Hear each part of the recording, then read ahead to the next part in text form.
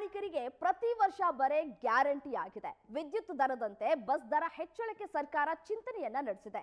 KERC ಮಾದರಿಯಲ್ಲೇ bus ಪ್ರಯಾಣ ದರ ಪರಿಷ್ಕರಣೆಗೆ ಸಂಬಂಧಿಸಿ ಪ್ರತ್ಯೇಕ ಆಯೋಗ ರಚಿಸುವ ಸಲುವಾಗಿ ಸಾರಿಗೆ ನಿಗಮಗಳು ಸರ್ಕಾರಕ್ಕೆ ಸಲ್ಲಿಸಿದಂತಹ ಪ್ರಸ್ತಾವನೆಗೆ ಆರ್ಥಿಕ ಇಲಾಖೆ ಅಸ್ತು ಎಂದಿದ್ದು, ಮುಂದಿನ ದಿನಗಳಲ್ಲಿ ರಾಜ್ಯ ರಸ್ತೆ ಸಾರಿಗೆ ನಿಗಮಗಳ ನಿಯಮಗಳಿಗೆ ತಿದ್ದುಪಡಿ ತಂದು ಆನಂತರ ಸಚಿವ ಸಂಪುಟದಲ್ಲಿ ಅಂಗೀಕಾರ ಪಡೆದು ಅಧಿವೇಶನದಲ್ಲಿ ಮಂಡಿಸಲಾಗುತ್ತೆ ಅನ್ನೋ ಮಾಹಿತಿ ಲಭ್ಯವಾಗಿದೆ.